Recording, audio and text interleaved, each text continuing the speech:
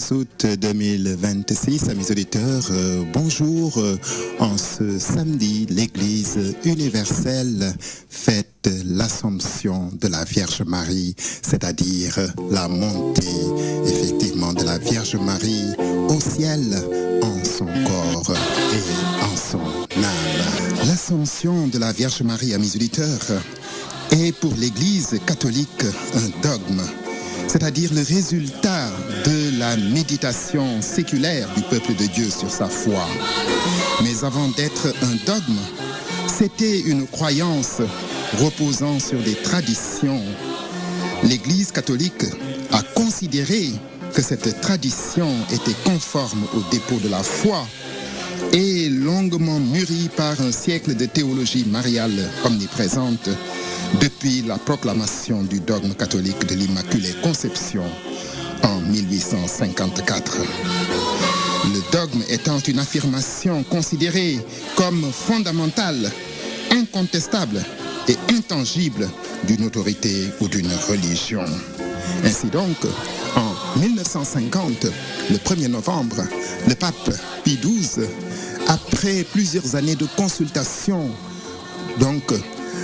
va proclamer à la quasi-unanimité des prêtres et des évêques du monde, n'est-ce pas, le dogme de l'Assomption. Et ce dogme, effectivement, proclame que Marie, à la fin de sa vie sur terre, va être enlevée au ciel en son corps et en son âme à la gloire céleste. Et voilà donc, amis auditeurs, ce que dit le texte officiel de ce dogme de l'Assomption proclamé par le pape Pie XII. Après avoir encore adressé à Dieu des supplications instantes et après avoir invoqué l'Esprit de vérité pour la gloire du Dieu Tout-Puissant, qui a prodigué sa particulière bienveillance à la Vierge Marie pour l'honneur de son Fils, roi immortel des siècles et vainqueur du péché et de la mort, pour accroître la gloire de son auguste mère et la joie et l'exultation de l'Église tout entière, par l'autorité de notre Seigneur Jésus-Christ, des bienheureux apôtres Pierre et Paul, et par la nôtre, nous proclamons, déclarons et définissons ce dogme comme divinement révélé, à savoir que Marie, l'Immaculée Mère de Dieu, toujours vierge, à la fin du cours de sa vie terrestre, a été enlevée en âme et en corps à la gloire du ciel. Ainsi donc, amis auditeurs, l'Église se fonde sur une vérité de foi révélée par l'Esprit Saint. C'est cela que proclame, n'est-ce pas, le dogme de l'Assomption en 1950. Et si l'Église a proclamé cette vérité de foi, c'est pour des raisons bien fondées. Certes, on n'a aucune précision sur, n'est-ce pas, le mode et la fin de la vie de Marie sur terre. Une chose est sûre, la vie de la Vierge Marie sur terre a eu effectivement une fin. Mais laquelle? Jésus lui-même, vainqueur du péché et de la mort, comme nous dit le dogme, eh bien, a connu la mort. Il est mort, il est descendu aux enfers, nous dit le texte du Credo. Le 3e jour, il est ressuscité des morts. Et Paul nous dira que Jésus, n'est-ce pas, est le premier-né d'entre les morts. Donc, Marie a elle aussi connu, n'est-ce pas, une fin de vie. Et en Orient, cela s'appelait la dormition de la Vierge Marie. La Vierge Marie, à la fin de sa vie sur terre, n'est-ce pas, à sa dormition, comme disent, n'est-ce pas, les chrétiens d'Orient, eh bien, n'a pas connu la corruption du tombeau. Et on ne pouvait pas imaginer, amis auditeurs, que le corps qui a porté, n'est-ce pas, le divin sauveur de l'humanité, notre Seigneur Jésus-Christ. Ce corps, n'est-ce pas, est cet être que Dieu a d'avance préservé du péché. Ce n'est pas par son pouvoir, mais c'est un privilège que Dieu a accordé à la Vierge Marie. Elle a été conçue sans péché. C'est pour cela qu'on l'appelle l'Immaculée Conception, qui est un dogme qui a été déjà proclamé avant celui, effectivement, donc, de l'Assomption.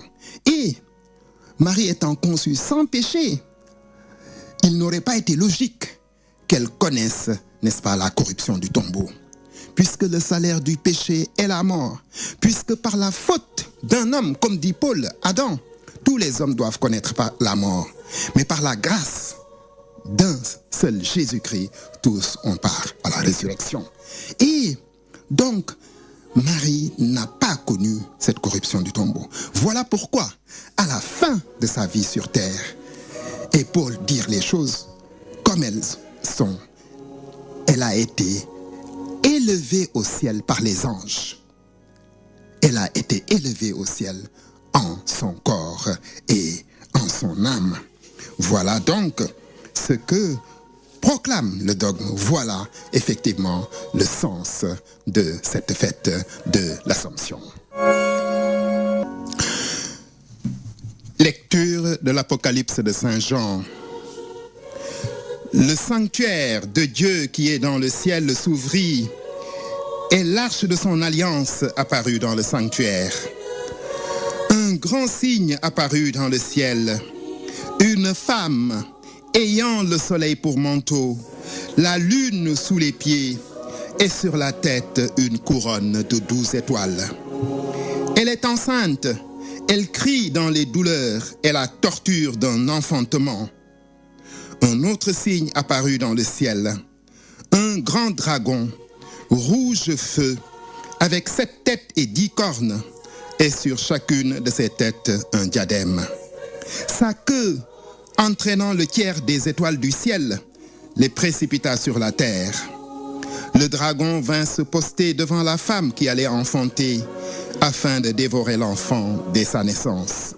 Or, elle mit au monde un fils, un enfant mâle, celui qui sera le berger de toutes les nations, les conduisant avec un sceptre de fer. L'enfant fut enlevé jusqu'auprès de Dieu et de son trône, et la femme s'enfuit au désert où Dieu lui a préparé une place. Alors, j'entendis dans le ciel une voix forte qui proclamait « Maintenant, voici le salut, la puissance et le règne de notre Dieu, et voici le pouvoir de son Christ. » Voilà donc, amis auditeurs, le texte de la première lecture tiré de l'Apocalypse de Saint Jean. Et il s'agit là, effectivement, d'une vision de Jean. Donc, et bien sûr, il ne faut pas prendre ce texte au pied de la lettre. Ce n'est pas la lettre, mais c'est plutôt l'esprit qu'il faut comprendre. Jean, n'est-ce pas, voit dans le ciel, effectivement, qui s'ouvre, eh bien, l'arche de l'alliance de Dieu qui apparaît dans le sanctuaire. Et une femme qui a pour manteau le soleil, qui resplendissait comme l'éclat du soleil, qui a sur la tête une couronne de 12 étoiles et qui a sous ses pieds la lune comme piédestal. Et le texte nous dit effectivement que la femme était enceinte, qu'elle allait mettre au monde un enfant mâle. Il s'agit là, n'est-ce pas, amis auditeurs, de cette vision concernant, eh bien, la naissance du Christ. Marie est la nouvelle arche d'alliance, la première arche qui contenait les tables de la loi reçues par Moïse, dans lesquelles Dieu avait scellé une alliance avec son peuple. Eh bien, ces tables, n'est-ce pas, avaient accompagné toute la marche du peuple hébreu. Mais les hommes, effectivement, le peuple avait toujours, n'est-ce pas, violé cette alliance, s'était toujours montré infidèle. Et quand les temps furent accomplis, eh bien, Dieu décide de conclure une alliance nouvelle et éternelle par le Christ Jésus. Et Marie est cette femme, n'est-ce pas, qui a porté en son sein le Christ, celui en qui Dieu scelle une alliance nouvelle et éternelle. Marie est donc la nouvelle alliance, la nouvelle Ève, celle de même que le péché a été entré par Ève, mais aussi par Adam. De même, effectivement, la rédemption va arriver par Marie qui, par son acceptation de la volonté de Dieu, va pouvoir donner naissance au Messie de l'humanité.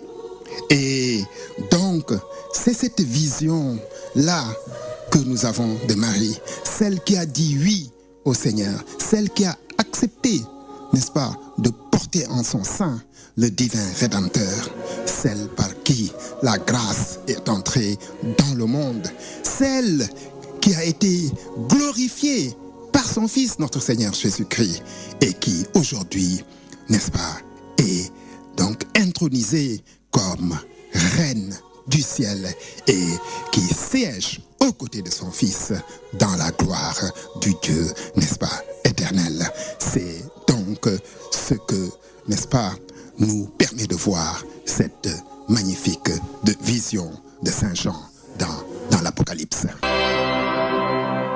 C'est donc à l'Assomption, amis auditeurs, les chrétiens ne célèbrent pas tant la gloire de la Vierge Marie que la gloire de Dieu qui a accompli pour elle des merveilles, comme elle le proclame elle-même dans le Magnificat. Marie est l'incarnation donc de la grâce de Dieu qui élève les humbles. Et donc elle porte en elle le Christ. Temple de Dieu, arche de la nouvelle alliance, toute sa vie est un mystère d'abandon et d'accueil. Elle se laisse en effet envahir et transformer par Dieu. Ainsi, en sa faiblesse, se manifeste la gloire du Seigneur. Ainsi, donc, l'Assomption est une certitude de foi, fruit de la résurrection du Christ. Elle nous entraîne dans l'espérance de notre propre résurrection. Évangile de Jésus-Christ selon saint Luc. En ces jours-là, Marie se mit en route et se rendit avec empressement vers la montagne, donc de la ville de Judée. Elle entra dans la maison de Zacharie et salua Élisabeth. Or, quand Élisabeth entendit la salutation de Marie, l'enfant tressaillit en elle. Alors, Élisabeth fut remplie de l'Esprit Saint et s'écria d'une voix forte, « Tu es bénie entre toutes les femmes, et le fruit de tes entrailles est béni. D'où m'est-il donné que la mère de mon Seigneur vienne jusqu'à moi? Car lorsque tes paroles de salutation sont parvenues à mes oreilles, l'enfant a tressailli d'allégresse en moi. Heureuse celle qui a cru à l'accomplissement des paroles qui lui furent dites de la part du Seigneur. » Marie dit alors, « Mon âme exalte le Seigneur, exulte mon esprit en Dieu mon Sauveur. Il s'est penché sur son humble servante. Désormais, tous les âges me diront bienheureuse. Le Puissant fit pour moi des merveilles. Saint est son nom. Sa miséricorde s'étend d'âge en âge sur ceux qui le craignent. Déployant la force de son bras, il disperse les superbes. Il renverse les puissants de leur trône et élève les humbles. Il comble de bien les affamés, renvoie les riches les mains vides. Il relève Israël, son serviteur. Il se souvient de son amour, de la promesse faite à nos pères en faveur d'Abraham et de sa descendance à jamais. Marie resta avec Élisabeth environ 3 mois, puis elle s'en retourna chez elle. Voilà donc, amis auditeurs, le texte de l'Évangile que nous entendons en ce jour de l'Assomption. Il s'agit donc de la visite que Marie rend à sa cousine Élisabeth, qui elle aussi est enceinte comme Marie. Et donc, Élisabeth sera la mère du futur Jean-Baptiste, qui est né environ 6 mois avant Jésus lui-même. Et Marie entre chez elle et salue. Et Élisabeth le proclame ici. Quand ses oreilles entendent la salutation de la Vierge Marie, eh bien l'enfant qu'elle porte dans son ventre tressaille de joie. Alors, et elle a pressenti que celle qui l'a saluée n'est pas seulement sa cousine, mais elle est aussi celle en qui s'accomplit la promesse du Seigneur. Et donc, c'est ce que proclament les paroles d'Élisabeth. Tu es bénie entre toutes les femmes, et le fruit de tes entrailles est béni. Ces propos d'Élisabeth, amis auditeurs, sont contenus dans le Je vous salue Marie. Le Je vous salue Marie qui est aussi une très grande prière après le Notre Père, puisque ce sont d'abord les paroles de l'ange qui salue. C'est ça que nous reprenons dans le Je vous salue Marie. Donc, je vous salue Marie, pleine de grâce, le Seigneur est avec toi, ou avec vous, vous êtes bénie entre toutes les femmes. Et ça, c'est Élisabeth qui le dit. Tu es bénie entre toutes les femmes, et Jésus, le fruit de tes entrailles, est béni. Donc, le fruit de tes entrailles est béni. D'où m'est-il donné que la mère de mon Seigneur, elle sait, n'est-ce pas, que l'enfant qui va naître est le Seigneur, ou sera le Seigneur des Seigneurs, comme le proclame la Constitution apostolique, Munificentissimus Deus, Seigneur des Seigneurs, vainqueur du péché et de la mort. Allez, Élisabeth poursuit, car lorsque tes paroles de salutation sont parvenues à mes oreilles, l'enfant a tressailli d'allégresse. Heureuse celle qui a cru en l'accomplissement des paroles qui lui furent dites de la part du Seigneur. Ainsi donc, amis auditeurs, Marie est le chef-d'œuvre de l'amour créateur et sauveur de Dieu. Et en ce jour de l'Assomption, nous rendons grâce à Dieu pour les merveilles qu'il a accomplies pour nous. Le Seigneur fit pour moi des merveilles. L'Assomption de la Vierge Marie nous rappelle que le but de notre pèlerinage terrestre est d'entrer, nous aussi, dans la gloire céleste, où il a élevé la Vierge Marie en son corps et en son âme. Ainsi, le mystère de Marie et celui de l'Église sont étroitement liés. Nous sommes destinés à accéder au monde nouveau, déjà inauguré par la résurrection du Christ. Et c'est là la dimension prophétique de l'Assomption, amis auditeurs, car le chemin qu'elle a ouvert est celui de tous ceux qui croient en l'accomplissement des paroles qui leur ont été dites de la part du Seigneur. L'existence entière de la Vierge Marie se fonde sur le lien intime avec la Trinité. C'est Dieu, le Père, qui a parlé par la voix de l'ange. Ensuite, elle est la mère du Christ, c'est-à-dire l'Emmanuel, qui lui-même a été conçu de l'Esprit Saint. Ainsi donc, l'Assomption, n'est-ce pas, de la Vierge Marie, pour nous chrétiens, revêt une importance toute particulière. Marie nous a devancés dans la résurrection. Elle est, après le Christ, la première ressuscitée, celle qui d'avance est entrée dans le paradis, là où nous aussi espérons, n'est-ce pas, retrouver notre Seigneur et Maître, le Christ, pour les siècles sans fin. Alors, amis auditeurs, dans la hiérarchie des vérités de foi, l'Assomption de la Vierge Marie n'est pas la première. C'est la résurrection du Christ qui est la première vérité de foi. Mais l'Assomption de la Vierge Marie met en lumière l'espérance chrétienne ouverte par la résurrection du Christ. En effet, elle se situe entre la résurrection du Christ, qui est le centre de notre foi, est la dernière affirmation du credo qui dit « J'attends la résurrection des morts et la vie du monde à venir ».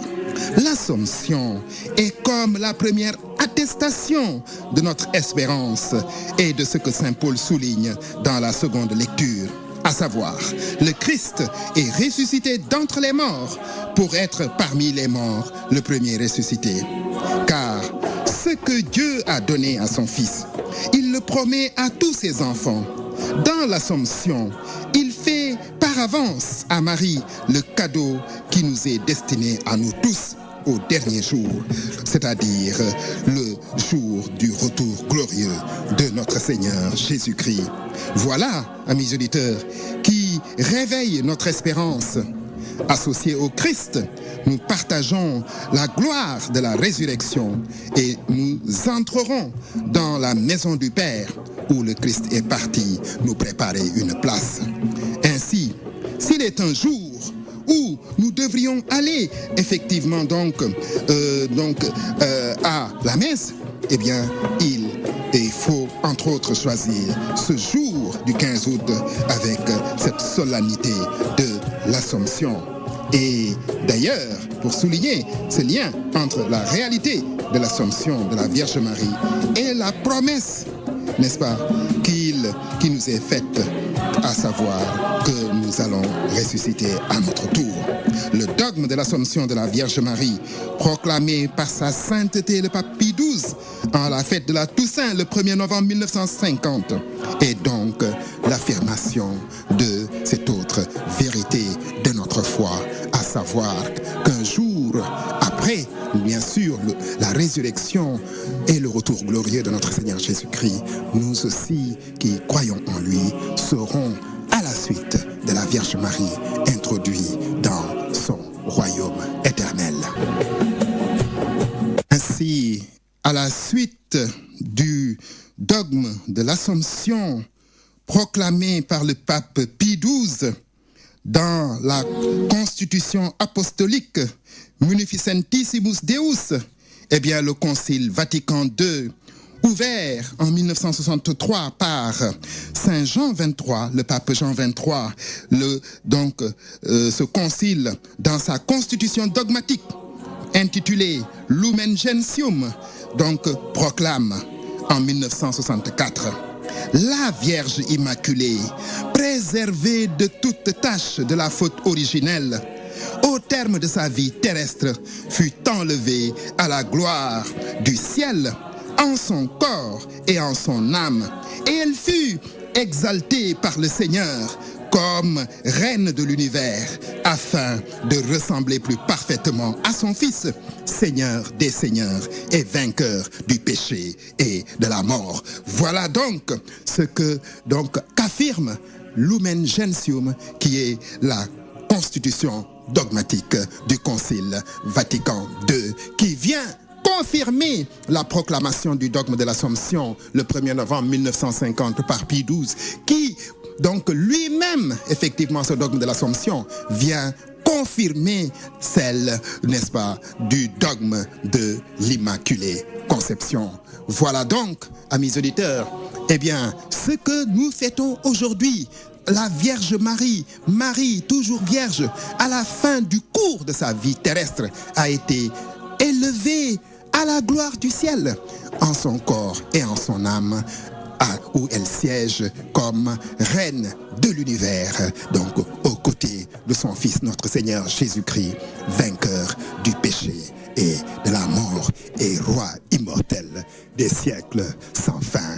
Ainsi donc, amis auditeurs, notre émission arrive à son terme et en cette solennité de la 15 août, eh bien, nous disons bonne fête à tous nos amis auditeurs. Je pense notamment à Jean-Baptiste Seine qui effectivement passe ses vacances, effectivement, et donc qui est notre fidèle auditeur, à Charles Faye, à Bernadette Faye, donc à toutes celles et tous ceux qui portent le nom de Marie. Bonne fête de l'Assomption et à bientôt sur cette même antenne.